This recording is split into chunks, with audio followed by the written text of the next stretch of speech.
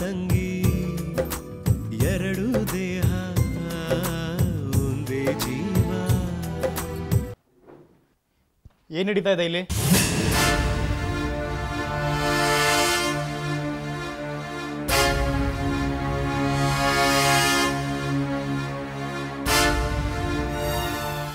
ಏನಿಲ್ಲ ಕಣೋ, ಮದುವೆ ಎಲ್ಲ ಚೆನ್ನಾಗಾಯ್ತಾ, ಶಾಸ್ತ್ರಗಳೆಲ್ಲ ಮುಗೀತಾ ಅಂತ ಕೇಳ್ತಾ ಇದ್ದೆ ಅಷ್ಟೇ.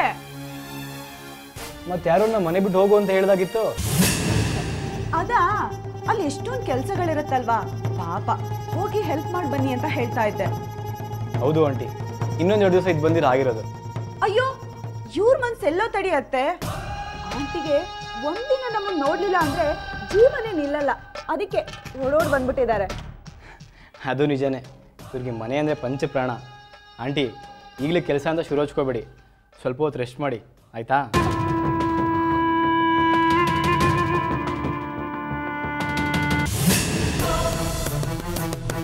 ಅದೃಷ್ಟ ಚೆನ್ನಾಗಿತ್ತು, ಬಚಾವಾಗ್ಬಿಟ್ಟೆ. ಹೇಳಿದ್ದೆಲ್ಲ ನೆನಪಿದೆ ತಾನೆ? ಅವನ ಮುಖ ನೋಡಿಕೊಂಡು ಇದೊಂದ್ಸಲ ಬಿಟ್ಟಿದ್ದೀನಿ. ಮತ್ತೆ ಆ ರೀತಿ ಏನಾದರೂ ಕೆಲಸ ಮಾಡಿದ್ರೆ ದಿಕ್ಕು ದೆಸೆ ಇಲ್ದಾಗ ಮಾಡ್ಬಿಡ್ತೀನಿ. ಹುಷಾರ್.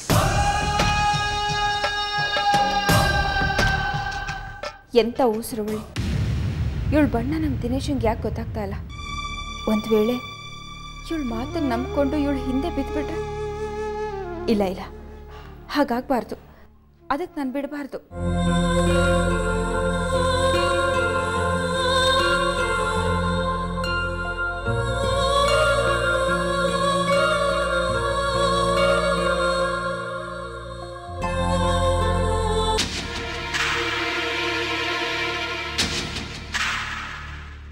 ನಾನು ಮಧು ಹತ್ರ ಮಾತಾಡಿದ ಮೇಲೆ ನನಗೆ ಗೊತ್ತಾಗಿದ್ದು ನೀನು ನಾನು ಅಂದ್ಕೊಂಡಷ್ಟು ಕೆಟ್ಟವನಲ್ಲ ಅಂತ.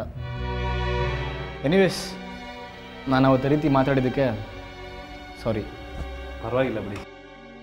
ನಾವು ಒಂದು ಸಣ್ಣ ಪೆನ್ ತೊಗೋಬೇಕಾದ್ರೆ ಒಂದು 10 ಅಂಗಡಿಗೆ ಹೋಗಿ 10 ಕಡೆ ವಿಚಾರಿಸಿ ಒಳ್ಳೆ ಪೆನ್ನನ್ನು ಸೆಲೆಕ್ಟ್ ಮಾಡ್ತೀವಿ. ಅಂಥದ್ರಲ್ಲಿ ನಿಮ್ಮ ತಂಗಿ ವಿಷಯ ಬಂದಾಗ ನೀವು ಆ ಥರ ನಡ್ಕೊಂಡಿದ್ರಲ್ಲಿ ತಪ್ಪೇನಿಲ್ಲ ಬಿಡಿ. ನೀವೊಬ್ಬರು ಒಳ್ಳೆ ಅಣ್ಣ ಅಂತೇಳಿ ಅವತ್ತೇ ಪ್ರೂವ್ ಮಾಡಿಬಿಟ್ರಿ. ಸರಿ, ಇವಾಗ ನಾನು ನೇರವಾಗಿ ವಿಷಯಕ್ಕೆ ಬರ್ತೀನಿ. ನಿನ್ನ ಮದುವೆಗೆ ನಮ್ಮನೇಲಂತೂ ಬಿಲ್ಕುಲ್ ಒಪ್ತಾ ಇಲ್ಲ. ಇವಳು ನೋಡಿದ್ರೆ ನೀನು ಬಿಟ್ಟಿರೋಕ್ಕೆ ರೆಡಿ ಇಲ್ಲ. ಮನೆ ಬಿಟ್ಟು ಹೋಗೋದ್ರೂ ಪರವಾಗಿಲ್ಲ, ನಿನ್ನೆ ಮದುವೆ ಆಗೋದು ಅಂತ ಇದ್ದಾಳೆ. ನನಗೆ ಆಸ್ತಿ ಗಿಸ್ತಿ ಏನೂ ಬೇಡ ಅಂತ ಇದ್ದಾಳೆ. ಈಗ ನೀನು ಏನು ಹೇಳ್ತೀಯಾ?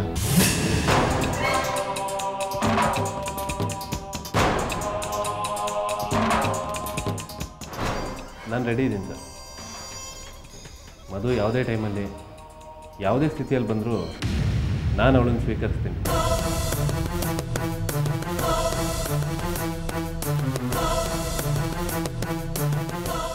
ಆದರೆ ನನ್ನ ಯೋಚನೆ ಅದಲ್ಲ ಸರ್. ಇವಳು ನನ್ನ ಒಬ್ಬನಿಗೋಸ್ಕರ ಅವ್ರ ಅಪ್ಪ ಅಮ್ಮನ್ನೇ ಬಿಟ್ಟು ಬಂದರೆ ಪಾಪ ಅವ್ರು ಇವಳನ್ನ ಇಷ್ಟು ವರ್ಷ ಸಾಕಿ ಬೆಳೆಸಿದ್ದಾರೆ. ಅವ್ರ ಪ್ರೀತಿಗೆ ಮೋಸ ಮಾಡ್ದಂಗೆ ಆಗಲ್ವ ಸರ್? ಅವ್ರ ಮನಸ್ಸಿಗೆ ನೋವು ಮಾಡ್ದಂಗೆ ಆಗಲ್ವಾ? ದೊಡ್ಡವ್ರ ಮನಸ್ಸನ್ನು ನೋಯಿಸಿ ನಾವು ಮದುವೆ ಮಾಡ್ಕೊಡೋದ್ರಲ್ಲಿ ಯಾವ ಅರ್ಥನೂ ಇರಲ್ಲ ಸರ್. ನಾನು ಇವಳಿಗೋಸ್ಕರ ಎಷ್ಟು ವರ್ಷ ಬೇಕಾದರೂ ಕಾಯಕ್ಕೆ ರೆಡಿ ಇದ್ದೀನಿ.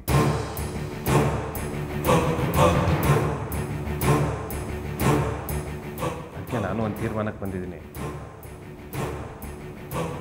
ನಿಮ್ಮ ಅಪ್ಪ ಅಮ್ಮನ ಮನಸ್ಸು ಯಾವತ್ತು ಕರಗಿ ನಮ್ಮಿಬ್ಬರು ಮದುವೆಗೂ ಒಪ್ಕೊಳ್ತಾರೋ ಅವತ್ತೇ ನಾನು ಮದುವೆ ಮಾಡ್ಕೋತೀನಿ ಸರ್.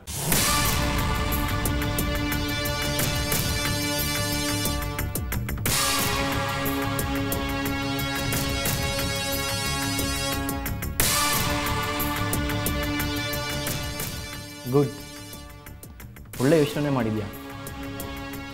ಬಟ್ ನನಗೂ ಒಂದು ಒಳ್ಳೆ ಉಪಾಯ ಉಳಿತಾ ಇದೆ. ನಿನ್ನ ಹತ್ರ ದುಡ್ಡಿಲ್ಲ ಅನ್ನೋ ಕಾರಣಕ್ಕೆ ನಮ್ಮ ಚಿಕ್ಕಪ್ಪ ಚಿಕ್ಕಮ್ಮ ಮದುವೆಗೆ ಒಪ್ತಾ ಇಲ್ಲ. ಸೊ ನಾನೊಂದು ಪ್ಲ್ಯಾನ್ ಮಾಡಿದ್ದೀನಿ. ನಾನು ನಿನಗೆ 1 ಕೋಟಿ ರೂಪಾಯಿ ದುಡ್ಡು ಕೊಡ್ತೀನಿ.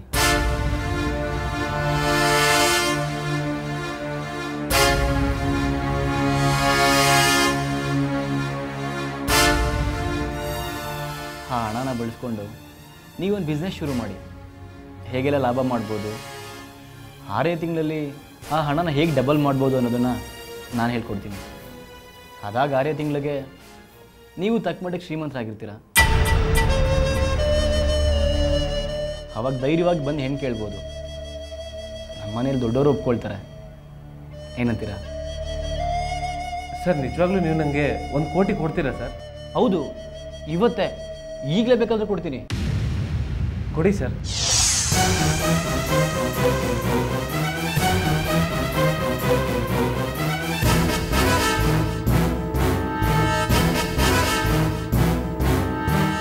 ಅಲ್ಲ ಸರ್, ನಾನು ಇವಾಗ ನಿಮ್ಮ ಹತ್ರ ದುಡ್ಡು ತೊಗೊಂಡ್ರು ಅದು ಮಧು ಹತ್ರ ತೊಗೊಂಡಾಗ್ತಾನೆ.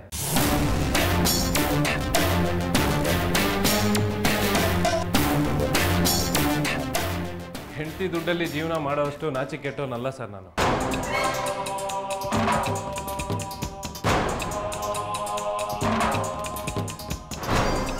ತೋಳಲ್ಲಿ ಶಕ್ತಿ ಇದೆ, ತಕ್ಕ ಮಟ್ಟಿಗೆ ಬುದ್ಧಿ ಇದೆ, ಎಲ್ಲದಕ್ಕಿಂತ ಹೆಚ್ಚಿಗೆ ಸ್ವಾಭಿಮಾನ ಇದೆ ಸರ್.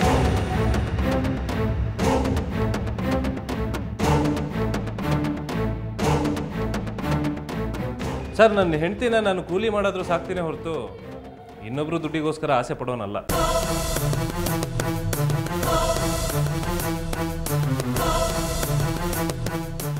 ವೇಳೆ ನಿಮ್ಮ ಮನೆಯವರೆಲ್ಲ ಒಪ್ಕೊಂಡು ಮದುವೆ ಮಾಡಿಕೊಟ್ರು ಕೂಡ ಮಧು ಜೊತೆಗೆ ತವ್ರ ಮನೆಯವ್ರು ಕೊಟ್ಟು ತಾಳಿ, ತಾಯಿ ಕೊಟ್ಟು ಸೀರೆ, ಇವೆರಡೇ ನಮ್ಮ ಮನೆಗೆ ಬರಬೇಕೋ ಹೊರತು ಅದನ್ನ ಮೀರಿ ಒಂದು ನಯ ಪೈಸೆ ಕೂಡ ಬರಬಾರ್ದು. ಹಾಗೇನಾದರೂ ದುಡ್ಡಿನ ಆಸೆ ತೋರಿಸಿದ್ದೆ ಆದರೆ ನನಗೆ ಮಧು ಬೇಡ ಸರ್.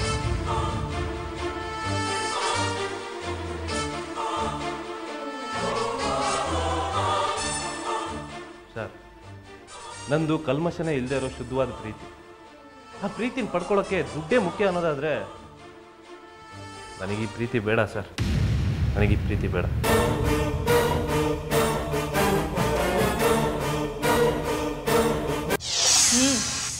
ಒಬ್ರ ಜೊತೆ ಸಲಿಗೆಯಿಂದ ಹೊರಗಡೆ ಹೋಗಕ್ಕೆ ಯೋಗ್ಯತೆ ಇರಬೇಕು. ಅಣ್ಣ ತಂಗಿ